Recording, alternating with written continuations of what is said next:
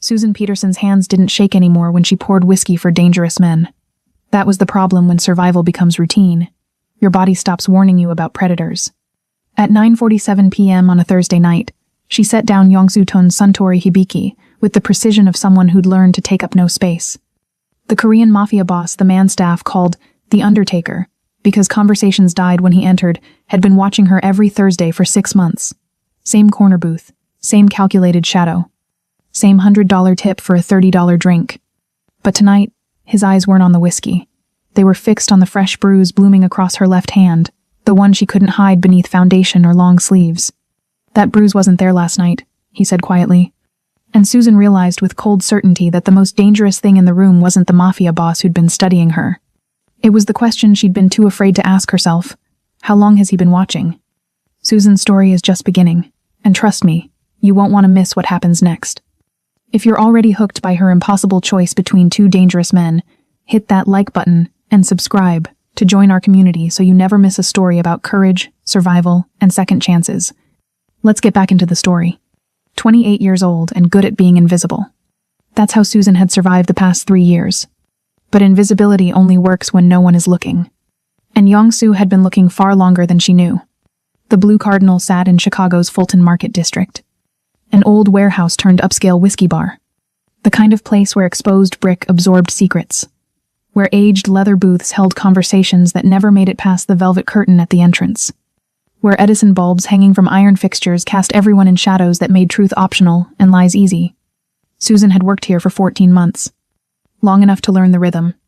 Long enough to know which customers wanted conversation, and which wanted silence. Which drinks to pour heavy, and which to measure precisely. Which corners of the bar swallowed sound, and which amplified it. She moved through the space, like water finding the path of least resistance. Efficient, unremarkable, forgettable. The way prey learns to navigate a predator's territory. Her shift started at 6 p.m. By 9:30, she'd memorized the night. The lawyer in booth 3 drinking to forget his divorce. The tech executive at the bar drinking to remember his first startup before the buyout killed his passion. The couple in booth 7 drinking expensive regret disguised as anniversary champagne. And then there was Yongsu Tun. He arrived at exactly 9:30 p.m. every Thursday. Not 9:28. Not 9:32. 9:30. A precision that felt less like habit and more like ritual. The first time he'd walked through the Blue Cardinal's entrance 6 months ago, the temperature in the room had dropped. Conversations didn't just pause. They died mid-sentence. The bartender straightened his posture. The owner, Eddie Caruso, materialized from his office wearing a smile that looked painful. Susan had been wiping down booth 4 when Eddie pulled her aside. "See that man?" Eddie's voice was low, urgent. "That's Mr. Tun. Whatever he wants, he gets. Whatever he orders, you bring. You don't keep him waiting. You don't ask questions. You don't gossip about him to the other staff." He leaned closer. "Are we clear?" Susan had nodded. She hadn't needed the warning. She'd recognized the type immediately. The kind of man whose quiet carried more threat than other men's shouting, whose stillness suggested violence held in check, rather than violence absent. The staff called him the Undertaker when he wasn't around. Not because of what he did. Nobody knew for certain. Though Chicago had its whispers. Korean organizations. Pharmaceutical routes through O'Hare. Real estate in Koreatown that cleaned dirty money until it gleamed. But because of what happened when he entered, conversations died. Laughter died. Even the jazz seemed to play quieter, as if the speakers themselves understood hierarchy. He always sat in the corner booth. The one beneath the Edison bulb that cast his face in calculated shadow. Always wore charcoal suits that cost more than Susan's monthly rent. Always ordered Suntory Hibiki, neat, in a crystal tumbler. Always left a $100 bill for a $30 tab, placing it on the table with the kind of care that suggested the money meant nothing and everything. In 6 months, he had never touched her inappropriately. Never raised his voice. Never made her feel unsafe in the ways she'd learned to measure danger. Until tonight. Because tonight, at 9:47 p.m., as Susan set down his whiskey with the practiced invisibility she'd perfected, Yongsu's eyes didn't follow the glass. They followed the bruise on her left hand. The fresh purple mark spreading across her knuckles like spilled wine. Like evidence. Like a question she couldn't answer. His gaze held there. 1 second. 2. 5. The silence between them grew weight. Susan's $43 in tips suddenly felt heavy in her apron pocket. The foundation on her collarbone covering the fading yellow mark from 2 weeks ago felt thin. The long sleeves hiding her ribcage felt transparent. She had covered everything. Everything except this. Yongsu lifted his glass but didn't drink. His eyes remained on her hand. "That bruise wasn't there last night," he said quietly. Susan's breath caught. He'd been watching her. Outside the bar. Beyond her carefully constructed performance. In places, she thought she'd been invisible. The jazz record skipped. Someone laughed at the bar, too loud, too far away. Susan forced her voice to stay level. "I'm clumsy. It happens." Yongsu's expression didn't change, but something shifted in his eyes. Recognition, maybe. Or disappointment. "You're not clumsy, Miss Peterson." He knew her name. Her last name. "You move through this room like a woman who has learned to take up no space. That requires precision, not clumsiness." The observation landed like a diagnosis. Like he'd been studying her, cataloging every careful movement, every practiced invisibility, every survival instinct she'd mistaken for normalcy. Susan's pulse hammered in her throat. "I should check on my other tables. You should sit down." It wasn't a command. It was something worse. An invitation that felt like inevitability. Susan did not sit. She couldn't. Because sitting meant admitting he'd seen her. And being seen, truly seen by a man like Yongsu Tun, was more dangerous than any bruise Derek had ever given her. Yongsu reached into his jacket. Susan's entire body went rigid. But he only withdrew a business card. He placed it on the table beside his untouched whiskey. "When you're ready to stop lying," he said quietly, "call that number. I don't need—" "I know what he's been doing, Miss Peterson." Yongsu's voice remained calm, but something in it had edges now. "I know where he's been storing his inventory. I know he's been using your name. And I know that when men like Derek Vaughn lose their value, they eliminate their vulnerabilities." The room tilted. Susan's voice came out as a whisper. "You don't understand. I understand that you believe you're protecting yourself by staying quiet." Yongsu finally drank.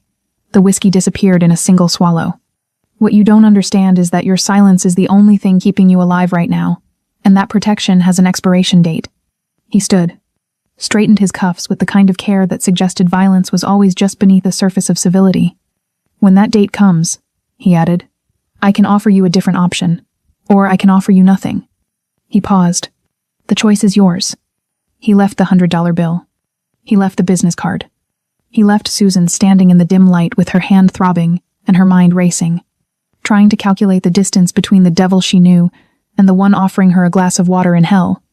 In the criminal underworld of Chicago, some men trade in drugs. Some trade in weapons. But Yongsu Tun traded in something far more valuable. Information. And tonight, Susan's bruised hand had just told him a story she never meant to share.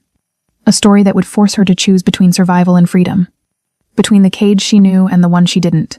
Between dying slowly in silence, or risking everything for a chance to breathe. The question wasn't whether Yongsu would help her.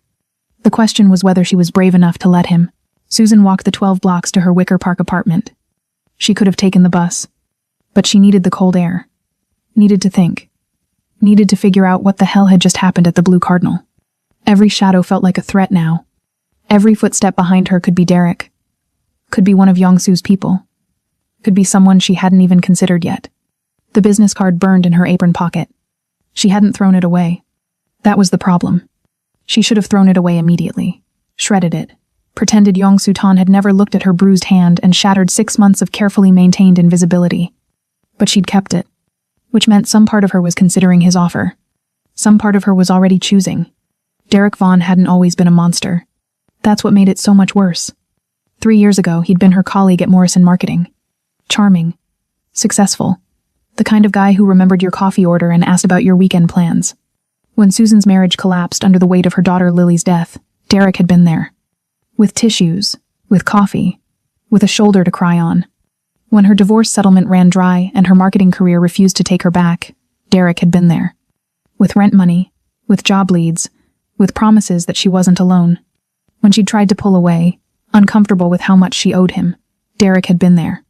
With hurt in his eyes, with reminders of everything he'd done for her, with the kind of guilt that felt like love until it didn't. The first time he hit her was 18 months ago. An argument about a friend she'd wanted to see for lunch. A friend Derek said was bad influence. A friend who didn't understand what Susan was going through. The backhand had split her lip. He'd cried immediately.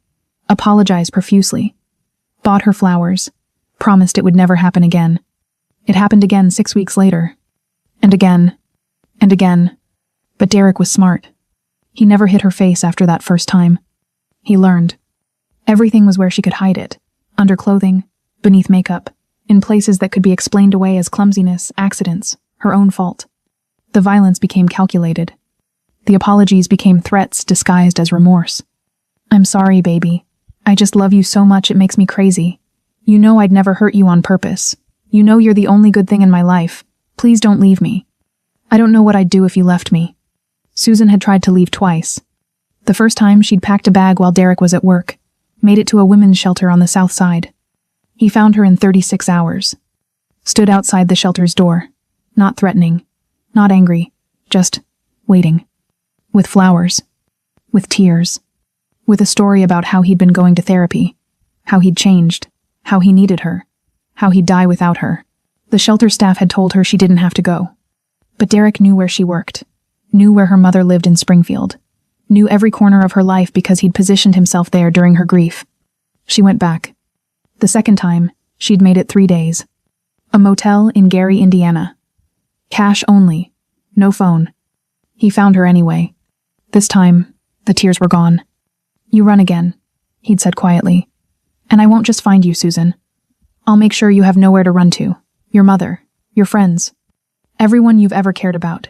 Do you understand me? She understood.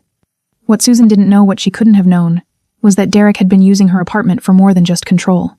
Her name was on storage unit leases she'd never signed. Her address was on shipping manifests she'd never seen.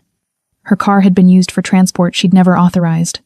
Derek had entangled her so completely in his business that leaving him meant becoming a liability. A witness.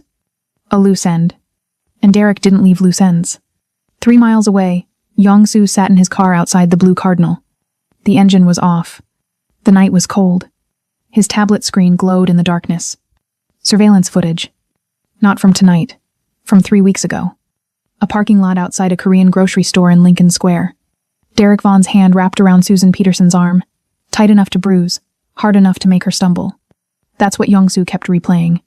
The way her entire body had recoiled. The way she'd made herself smaller. The way she'd apologized, mouth-moving in silent words the camera couldn't capture. But Yong-Soo could read anyway. I'm sorry. I didn't mean to. It won't happen again. The same words in every language. The same lie that gets women killed. He stared at the surveillance footage one more time. Susan's flinch. Derek's grip. The moment that changed everything. Yong-Soo had been watching Derek Vaughn for a month as part of a territorial investigation. Susan had been irrelevant. Background noise. The girlfriend. In surveillance photos. Until 3 weeks ago. Until that parking lot. Until Yong-Soo saw what he'd been trained to ignore, that sometimes the most dangerous thing happening in a criminal investigation isn't the crime you're investigating. It's the crime happening right in front of you that nobody thinks to stop. Susan Peterson was about to be caught between 2 dangerous men. The question was which one would destroy her first. And whether Yong-Soo could stop both outcomes before it was too late. Friday, 2:17 a.m. Susan's key turned in the lock of her Wicker Park apartment. The lights were off. Good. Derek wasn't here. She'd been dreading this moment the entire walk home. 12 blocks of imagining him waiting, questioning, demanding to know why she was late, why she smelled like cold air and whiskey, why she looked like someone who'd been running calculations in her head about escape routes and second chances. But the apartment was dark, silent, empty. Susan exhaled. She dropped her purse and apron on the kitchen counter, kicked off her shoes. The business card was still in her apron pocket, still folded, still unread except for the number she'd already memorized without meaning to. Tomorrow. She'd throw it away tomorrow. Tonight, she just wanted a hot shower and 4 hours of sleep before her brain started working again. The water was scalding. Susan stood under the spray and let it burn. Let it wash away the smell of the Blue Cardinal, the weight of Yong-Soo's gaze, the feeling of being seen after so long being invisible. That Bruise wasn't there last night. He'd been watching her. For how long? How closely? And more importantly, why? She scrubbed her skin until it was red, trying to wash away the question that had been circling her mind since she left the bar. What if Yong-Soo Tone could actually help her? What if there was a way out that didn't end with Derek finding her again? What if... The bathroom door opened. Susan's heart stopped.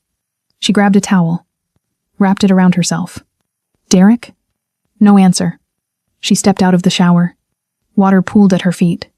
The apartment was still dark except for one light. The kitchen. Susan moved down the hallway. Her wet footprints marked the hardwood floor. Derek was standing at the kitchen counter, his back to her, going through her purse. Her apron spread out on the counter beside him. And in his hand, Yongsu's business card. You're home, Susan said quietly. Derek didn't turn around. I used my key. Hope you don't mind. His voice was calm. That was worse than rage. Derek's calm meant he was thinking, planning, calculating consequences. I was in the shower, Susan said. I noticed. He turned around slowly, held up the business card between two fingers like it was evidence, like it was a verdict. Want to tell me who Yongsu Tone is, baby? Susan's mouth went dry. Play dumb. That was the protocol. The survival instinct honed over 3 years of navigating Derek's moods. A customer. He left it on the table. I was going to throw it away. Derek smiled.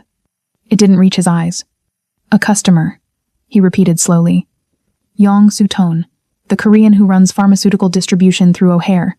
The man who owns half of Koreatown's real estate. The man whose name makes people shut the fuck up and disappear. He took a step toward her. That customer? Susan's grip tightened on her towel. I don't know who he is. He comes in on Thursdays. Tips well. That's all. Don't lie to me. Derek's voice was still calm. That made it worse. I've seen you serve him. I've watched you pour his drinks. And tonight he gave you his personal number. Another step closer.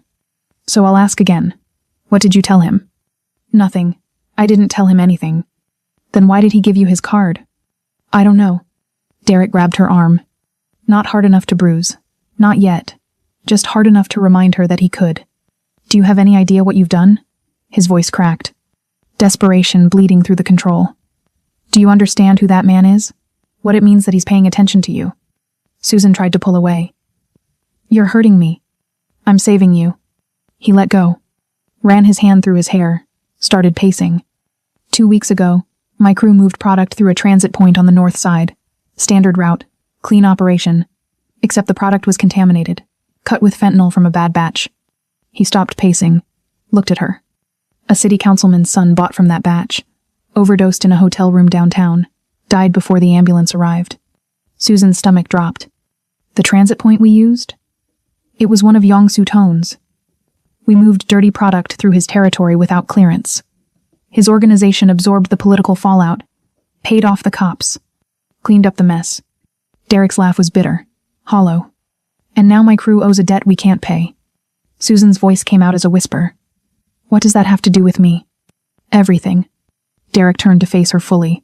Standard protocol in Yongsu's world? Elimination. You can't pay the debt, you become the payment. My crew. My partners. Me. He took a breath. And anyone connected to me. The room tilted. Your name is on my storage unit leases, Susan.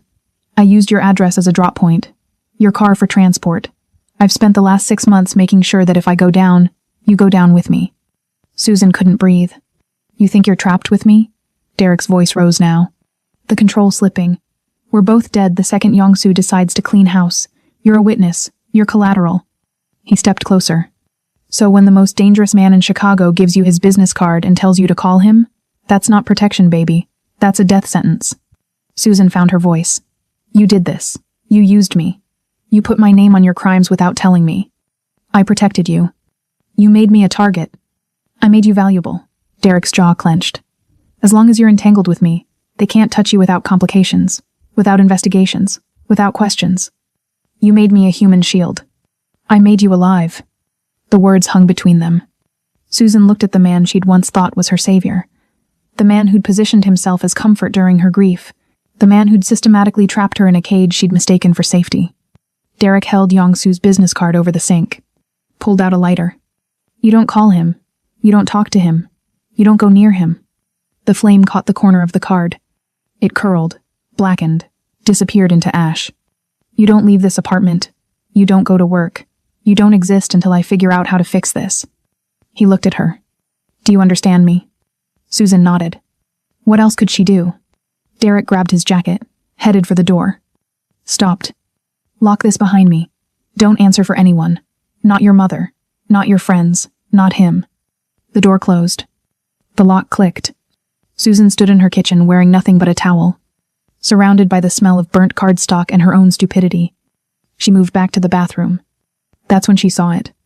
Derek's burner phone. Left on the counter beside the sink, probably forgotten in his panic. The screen was still lit. One text message visible. The Korean wants a meeting. Tomorrow. Millennium Park.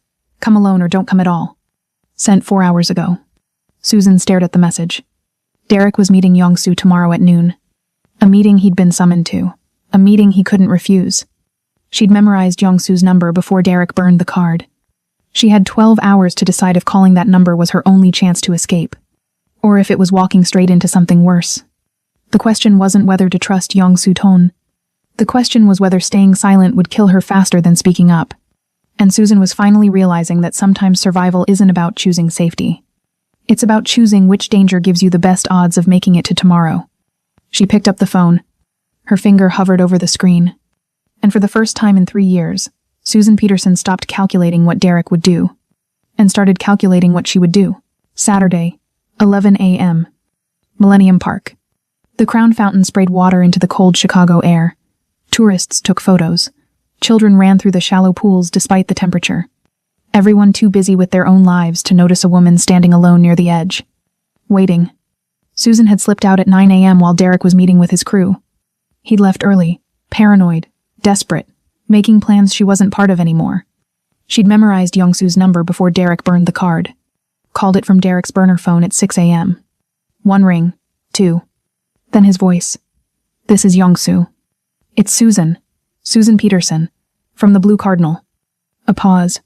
I wasn't certain you would call. I need to meet you. Before Derek does. Where? Millennium Park. The Crown Fountain. 11 a.m. I'll be there. The line went dead. Young-soo arrived at exactly 11. With one associate, a man in his 40s wearing a dark suit and an earpiece. But it was Young-soo that Susan's eyes locked onto. Impeccably dressed as always. Charcoal suit, black tie, polished shoes. But his eyes showed he hadn't slept. He dismissed his associate with a subtle gesture. Walked toward Susan alone. Stopped 3 feet away. You called, he said quietly. I wasn't certain you would. Susan's hands were shaking now. The first time in years. I need to know what happens to me when you kill Derek. Young-soo didn't flinch. Didn't pretend. Didn't soften the truth with pretty lies. Standard protocol says you're a liability. You know too much. You've been too close. Susan had expected this, but hearing it out loud still felt like falling. Then why give me your card? Her voice was stronger now. Why watch me for 3 weeks? You could have eliminated the problem already. Young-soo's jaw tightened.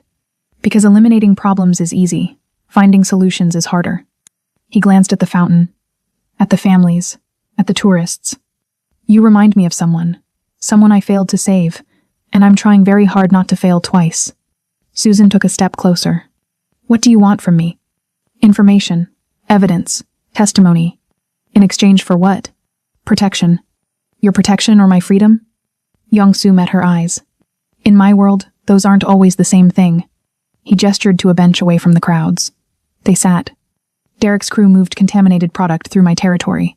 A city councilman's son died. My organization absorbed the fallout. Now Derek owes a debt he can't pay. Susan nodded. He told me. What he didn't tell you is that his crew is negotiating with a rival organization, trying to leverage you as collateral. Her stomach dropped. What does that mean? It means you're more valuable dead than alive to certain people. It means Derek has already positioned you as collateral damage. Young-soo turned to face her fully. I can offer you protection, but protection in my world comes with a price. What price? You help me close this cleanly. You give me access to Derek's apartment, his phone records, his hiding places. You provide testimony to my council about his operation and his connections. Susan's breath caught. Testimony? Not to police, to my people. You'll have to speak it out loud. Everything he's done. Everything you've witnessed. And then? Then you disappear properly. New city. New identity. New life. I have resources. I have connections. I can make you untraceable. Susan stared at the fountain. You're asking me to choose which man controls my life. No. Young-soo's voice was firm. I'm asking you to choose whether you want a life at all. There's a difference.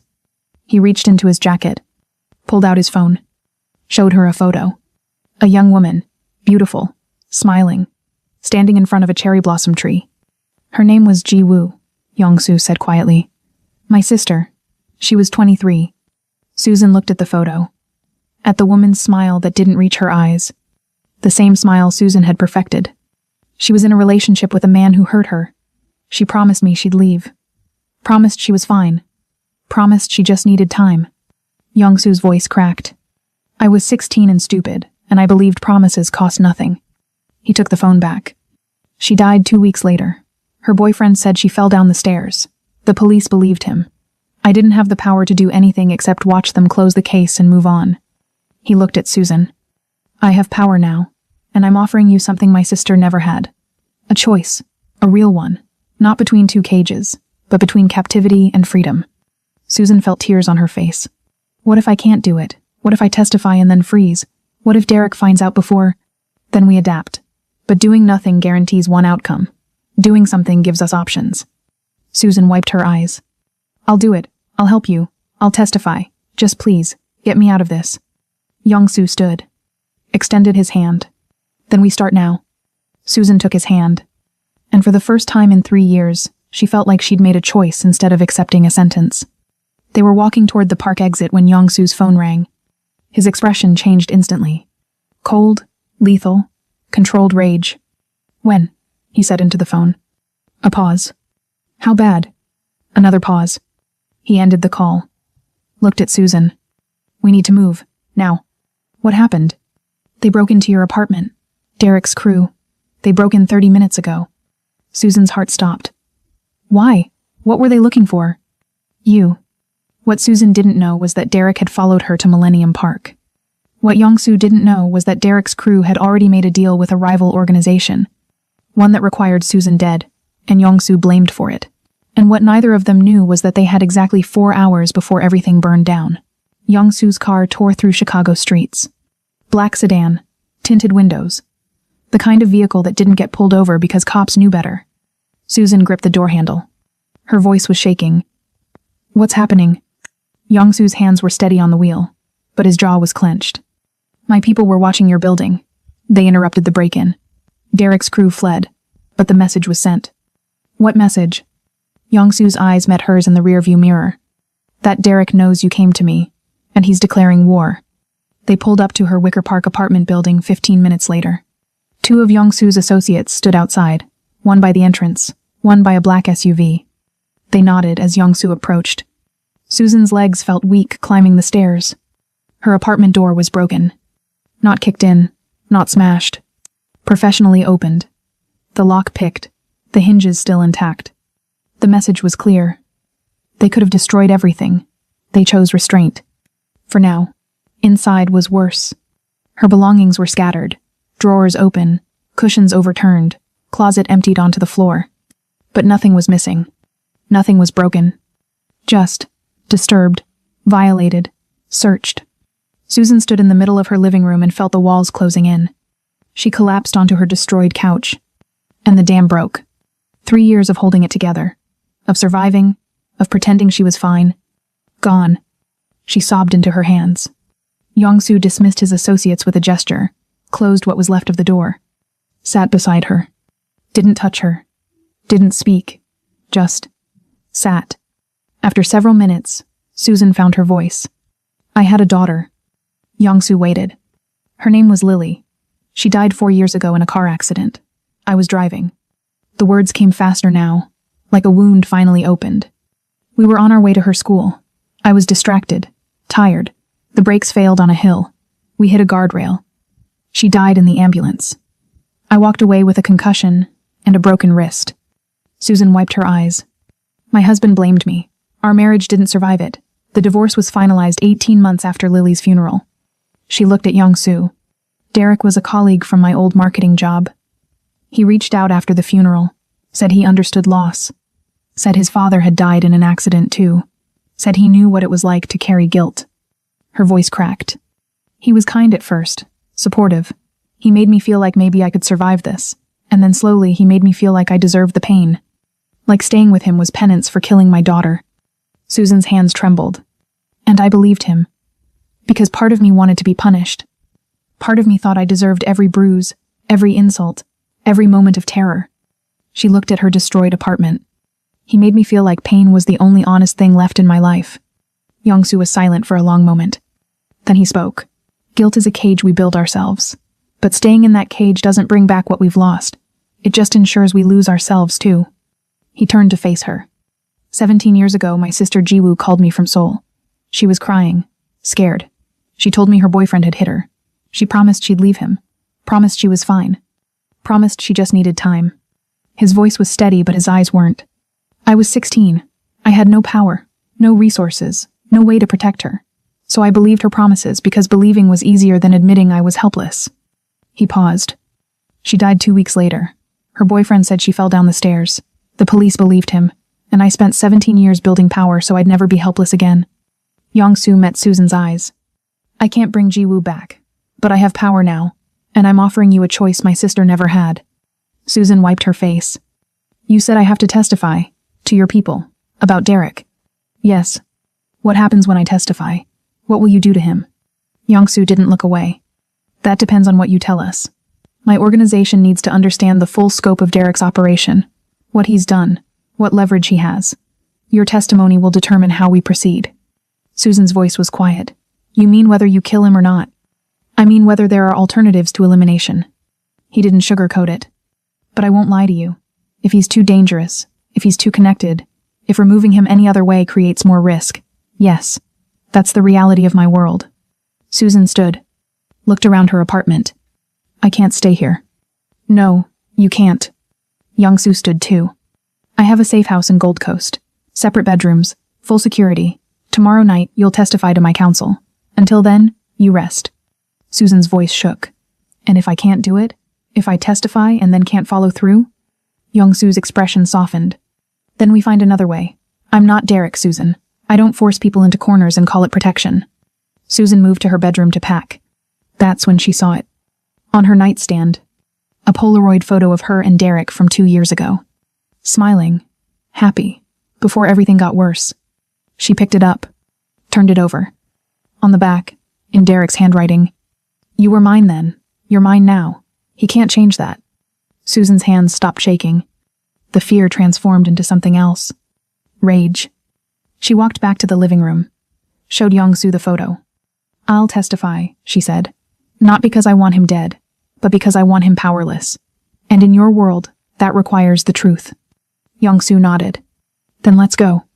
In the car to the safe house, Young-soo spoke quietly. The testimony tomorrow night won't be easy. These are men who've built their lives on reading people, on detecting lies. They'll ask questions you don't want to answer. They'll push you in ways that feel invasive. He glanced at her. Can you handle that? Susan stared out the window at Chicago passing by. At the city that had watched her disappear for 3 years. At the life she was finally choosing to reclaim. I've survived worse than uncomfortable questions, she said. And for the first time since Lily died, Susan Peterson believed she might actually survive this too. Sunday morning. Susan woke in the Gold Coast safe house to floor-to-ceiling windows overlooking Lake Michigan. The sun was rising. The water was gray and endless. The city stretched out behind her like a promise she was finally ready to keep. For the first time in 3 years, she'd slept through the night. No waking at 3 a.m. in panic, no checking the locks, no listening for Derek's key in the door. Just sleep.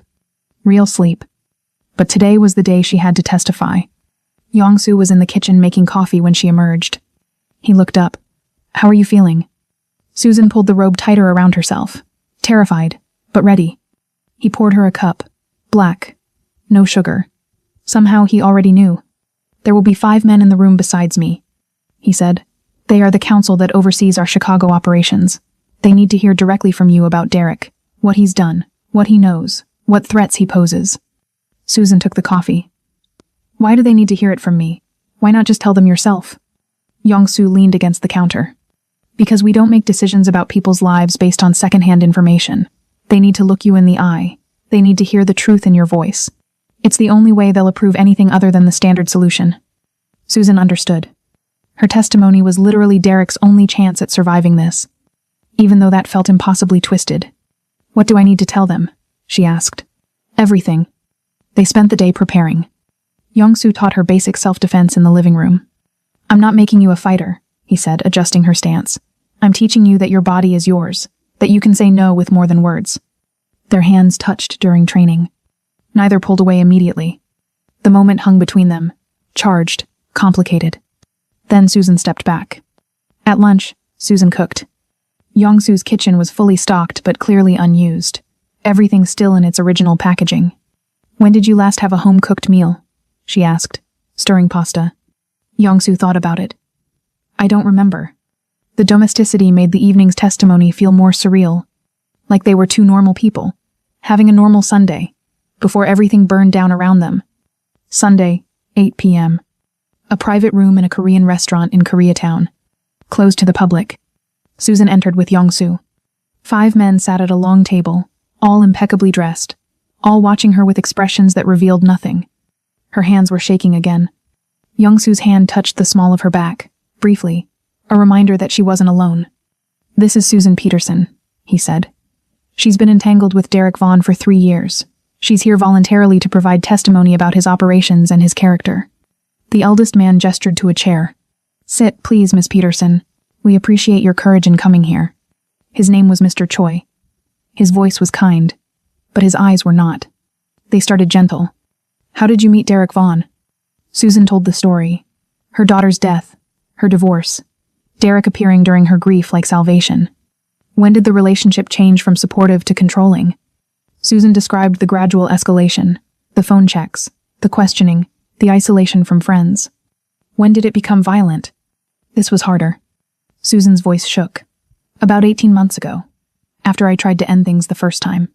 Mr. Choi leaned forward. "We understand Derek used your apartment, your vehicle, your name for his business operations. Were you aware of what he was doing?" Susan's moment of truth. "I knew something was wrong. I knew he was hiding things. But I didn't ask because I was afraid of what he'd do if I showed curiosity." She met Mr. Choi's eyes. "So I made myself ignorant. I made myself useful by being blind." Another council member spoke. "That makes you complicit." "Yes," Susan said. "It does.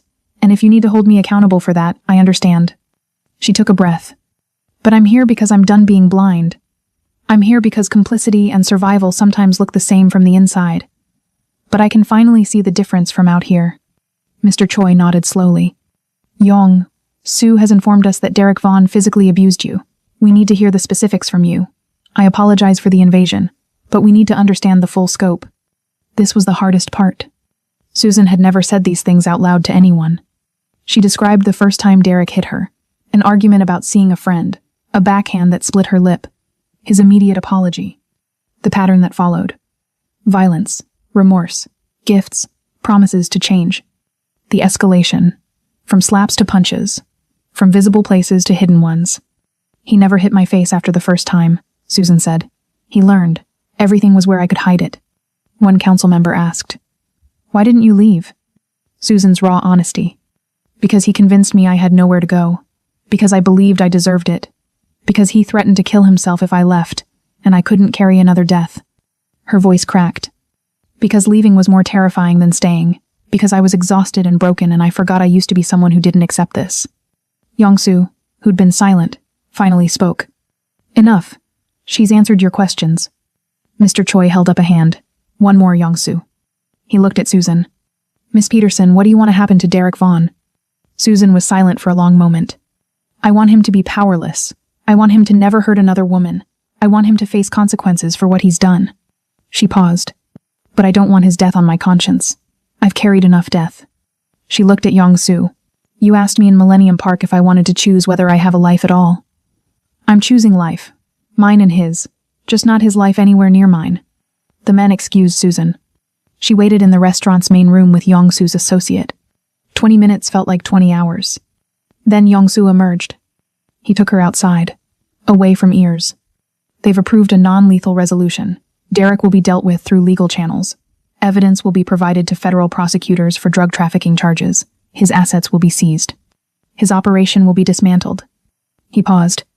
"He'll spend significant time in prison, but he'll live." Susan's relief was overwhelming. "Thank you." "Don't thank me.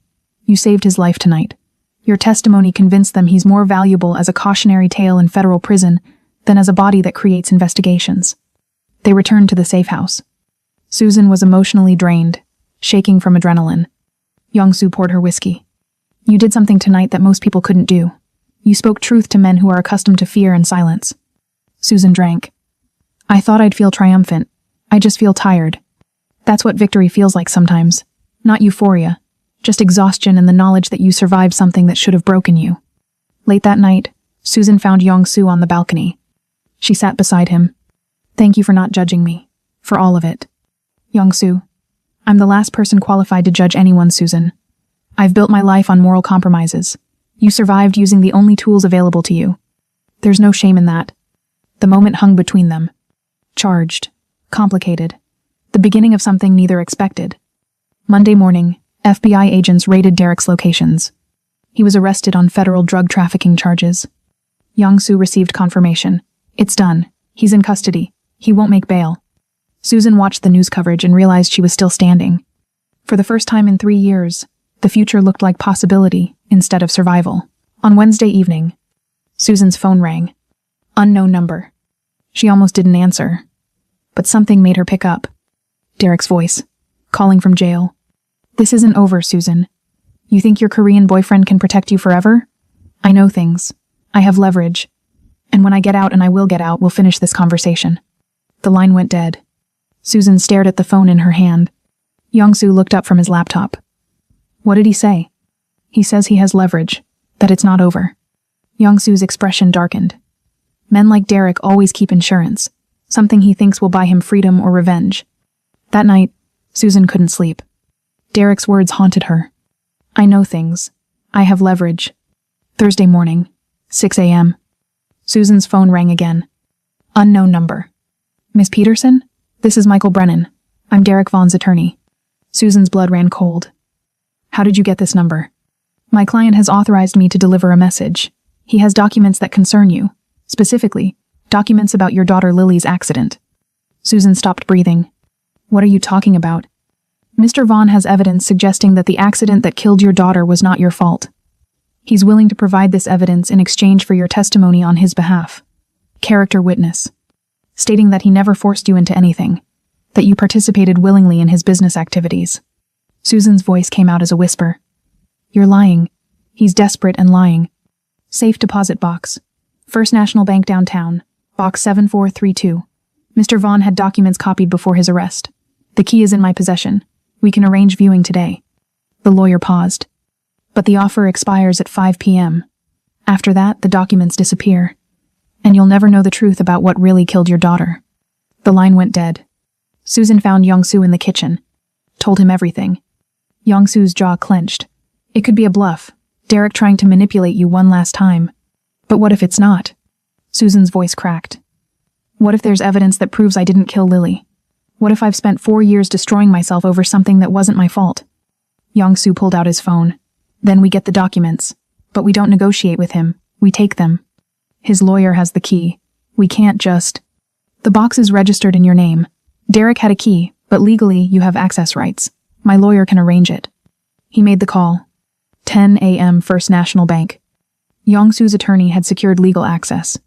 Susan, Young-soo, and the attorney stood in the private vault room. The safe deposit box was opened. Inside, a USB drive, printed emails, a notarized document, and a handwritten note from Derek. Susan's hands shook as she read it. Insurance is only valuable if no one knows you have it. I kept you guilty because guilt kept you manageable. Sorry, baby, but control requires leverage. D. The USB drive contained email correspondence between Susan's ex-husband Mark and his brother Tom, dated 5 days before Lily's accident. Susan read the first email, then the second, then the third. Her legs gave out. Young-soo caught her, guided her to a chair. The brake line on her Camry is already showing wear. Wouldn't take much to make it fail completely. She drives that same route every morning to drop Lily at school's steep hill, sharp turns. It would look like an accident. Mechanical failure. I'd be free of her, free of alimony, and I'd have $750,000 to start over. Mark had tried to murder her. And killed their daughter instead. Susan couldn't breathe. 4 years of guilt. 4 years of believing she'd killed Lily. 4 years of accepting Derek's abuse as penance for a crime she never committed. All of it. A lie. Young-soo held her while she sobbed. "I didn't kill her," Susan whispered. "I didn't kill my baby girl." "No, you didn't. Your ex-husband did. And Derek weaponized your grief for 2 years." Susan's grief transformed into rage. "Where is Mark? My ex-husband, where is he?" Young-soo pulled out his phone. Made a call. Listened. "Phoenix, Arizona. He moved there 18 months ago. Remarried 6 months ago." Susan's voice was ice. "He killed our daughter and he's just living his life? Happy? Remarried?" "Not for long. These emails are evidence of premeditated murder. Federal crime because he crossed state lines. He'll be arrested within 24 hours. Susan stood. "And Derek? What does he get for keeping this from me?" Young-soo's expression was careful. "What do you want him to get?" Susan's voice was steady now. "I want to see him. One last time. I want him to look me in the eye and explain why he let me believe I murdered my own child. That's not advisable. You're emotional. He's desperate. I need this. I need to ask him why. I need him to say it out loud." Young-soo studied her face, then nodded. "Thursday afternoon. I'll arrange it, but I'm coming with you. Thursday, 2 p.m. Cook County Jail." Susan and Young-soo sat in the visitor's room. Derek was brought in wearing an orange jumpsuit, looking haggard. He sat across from Susan, separated by plexiglass, speaking through phones. Derek actually smiled. "You came. I knew you would. You got the documents, didn't you? So we have a deal?" Susan's voice was ice. "Tell me why. You had proof that I didn't kill Lily. You could have given it to me the first week we met. You could have freed me from that guilt. Why didn't you?" Derek's smile faded. "Because guilty people are easier to control. You spent 4 years punishing yourself for Lily's death. That guilt made you pliable. Made you think you deserved the pain. Made you stay when you should have run." Susan's hands curled into fists. "You used my dead daughter as a leash." "I used the truth strategically. That's not a crime, baby. That's survival." The casual cruelty in his voice. The complete lack of remorse. It broke something in Susan. She leaned forward. "You're right about one thing. Guilty people are easier to control, and you're about to discover how that works." Derek's smile wavered. "What are you talking about? We had a deal." "We had no deal. I have the documents. I've given them to the FBI. Your lawyer will be disbarred for attempting to extort testimony. And Mark, my ex-husband, will be arrested for Lily's murder within the hour." Derek's face drained of color. "You can't do this. I gave you the truth about Lily. You didn't give me anything. You held it hostage for 2 years. You weaponized my daughter's death. You let me drown in guilt because it made me easier to manipulate." Susan stood. "I came here for one reason. To tell you that you're going to spend the next 30 years in prison knowing that you lost. That the woman you tried to destroy is the reason you're locked in here. That your insurance policy became your conviction." She paused. "And that I'm going to live a beautiful life while you rot." Derek slammed his hand on the plexiglass. "You need me. You'll realize that. You'll come back." Susan hung up the phone while he was still shouting. She walked out without looking back. Young-soo followed silently, letting her have this moment. Outside the jail, Susan stood in the cold Chicago air, breathing like she'd just surfaced from underwater. Young-soo waited beside her. "How do you feel?" he asked quietly. "Empty, but empty in a good way. Like I finally set down something I've been carrying for 4 years. The FBI will need your testimony about Derek's withholding of evidence, and they'll want you to testify in Mark's trial." "I know, and I'll do it." Susan looked at him. "But first I need to do something else. Thursday, 9:30 p.m., the Blue Cardinal." Susan had asked Young-soo to bring her here. The place where everything started. The bar was quiet. Only a few customers. Jazz playing low. They sat in Young-soo's usual booth. Susan looked around. 2 weeks ago I was standing here pouring your whiskey, hiding bruises, convinced I was invisible. Young-soo poured 2 glasses of Suntory Hibiki. "And how does the truth feel?" Susan took her glass. "Heavy, but not as heavy as the lie. I didn't kill my daughter. I've spent 4 years believing I was a murderer, and I wasn't. Mark killed her trying to kill me." She paused. She was 5 years old. She loved dinosaurs and insisted on wearing tutus with rain boots. She called me Mama Bear. And Mark killed her because I was inconvenient to him. Young-soo's voice was gentle. "I'm sorry you lost her. And I'm sorry it took 4 years to learn the truth. Derek could have told me. Any time in the last 2 years he could have freed me from that guilt. Instead he used it. He built a cage out of my daughter's memory." Susan set down her glass. "What happens now? To me? To us?" Young-soo met her eyes. "That depends entirely on what you want." "I don't know what I want yet. 2 weeks ago I was barely surviving. Now I have freedom I don't know what to do with. I have truth that changes everything about the last 4 years. I have rage and grief and relief all tangled together. Young-soo leaned back. Then take time. Figure out who you are without Derek, without guilt, without survival mode. I'll be here when you're ready. Susan's voice was quiet. What if I'm never ready? What if this, she gestured between them, only made sense during the crisis? Then we'll know that too, and we'll be adults about it. Susan took a breath. I need time. Away from Chicago. Away from all of this. My mother asked me to come to Springfield for a while. I think I need to reconnect with her. To grieve Lily properly. To figure out who I am now that I know the truth. How long? I don't know. A month? 2? Maybe more? Young-soo's expression didn't change. Take whatever time you need. I'm not going anywhere. And if I come back different? If I come back and realize this doesn't make sense anymore? Then I'll respect that. But Susan, whatever you decide it for you. Not for me. Not for anyone. For the first time in years, you get to be selfish. Be selfish. Susan stood to leave, then paused. She crossed to Young-soo's side of the booth, cupped his face in her hands. Thank you. For seeing me. For believing me. For giving me the power to fight back. She kissed him. Tender, grateful, complicated. Young-soo's hand came up to rest against her wrist. Come back if you choose to. Not because you feel obligated. I will, or I won't. But either way, I'll know it was my choice. She left the blue cardinal with her head high. Young-soo watched her go, and for the first time since his sister died, he believed that giving someone space to choose might be the most powerful form of love. The next morning, FBI agents arrested Mark Peterson in Phoenix. Charges: first-degree murder and attempted murder. The news broke nationwide. Man arrested for daughter's death, 4 years after accident. Susan watched the coverage from her mother's house in Springfield. Her mother's arm around her shoulders. I blamed you, her mother whispered. For years I blamed you for Lily's death. I couldn't even look at you. Susan's voice cracked. I blamed me too, Mom. We were both wrong. And now we get to grieve her properly. 3 months passed. Susan lived with her mother in Springfield. Therapy 3 times a week, processing Lily's death without guilt, understanding the abuse, rebuilding her sense of self. She reconnected with her mother. Their relationship was fragile but honest. They visited Lily's grave together every Sunday, finally able to grieve properly. Susan started journaling, painting something she used to love before Derek, taking long walks. She gained weight back. She cut her hair short, started wearing colors again. Tuesday morning. Susan sat in her therapist's office. Dr. Martinez looked at her. You've been here 3 months. You came broken and guilty.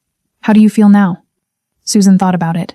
Angry, sad, relieved, grateful, all of it at once. But most of all, I feel like myself again. Like I'm remembering who I was before Derek. Before Lily's death. Before I let grief and guilt convince me I deserved pain.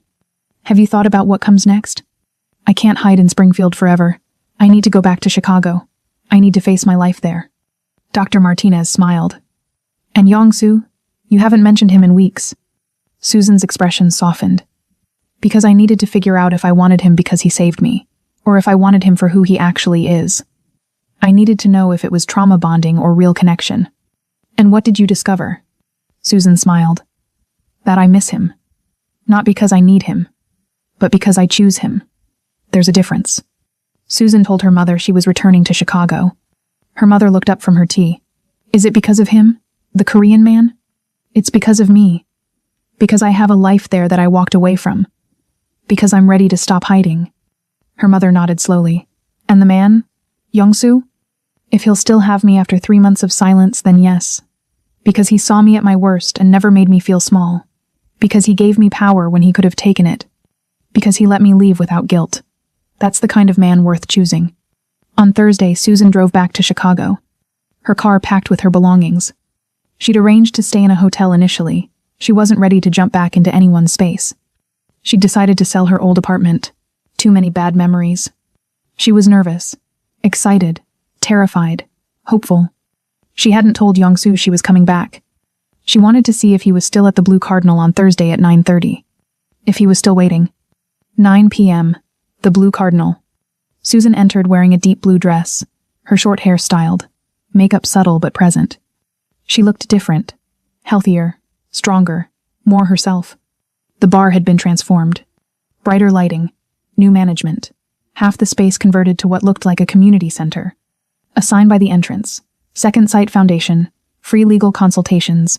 Tuesdays 6 to 9 p.m. Susan was confused. A woman in her 50s approached. Can I help you? I'm looking for someone. Yong-Soo Park? He used to come here every Thursday. The woman smiled. You must be Susan. He said you might come back. He's in his usual spot. Susan's heart raced. What is all this? The foundation sign? Mr. Park purchased the bar 3 months ago. He's been renovating it into a community space for survivors of domestic violence. Free legal help, support groups, job training. He said someone important to him taught him that power should serve the powerless. The woman extended her hand. I'm Margaret. I run the foundation programs here. Susan walked to the corner booth with shaking hands. Yong-Soo was there, wearing his usual charcoal suit, suntory hibiki on the table. He looked up when she approached. His face carefully controlled surprise, relief, hope told her everything. You came back, he said quietly. I wasn't certain you would. The echo of every important conversation they'd had. Susan slid into the booth across from him. You bought the Blue Cardinal. I did. And turned it into a community center for domestic violence survivors. The bar still operates, but yes, the other half is dedicated to support services. Why? Yong-Soo poured her a glass. Because 3 months ago, a woman taught me that survival isn't enough, that people who've been through hell deserve resources, support, and choices. I had the power to create that, so I did. Susan's eyes filled with tears. You did this for me. I did it because of you. You showed me what strength looks like. I simply provided infrastructure for others to find theirs. Susan reached across the table, took his hand. I left for 3 months without a word. I could have called, texted, something. I just disappeared. You needed space to heal without anyone watching. I understood that. You waited. 3 months of Thursday nights. You've been here waiting. Yong-Soo's thumb traced circles on her hand. I wasn't waiting. I was living, building this place, working, existing. But yes, every Thursday at 9:30, I hoped you might walk through that door. What if I hadn't come back? Then I would have continued building this place in honor of what you taught me, that some people change your life, even after they leave it. Susan's voice was steady now. I needed to know if I wanted you because you saved me, or because of who you actually are.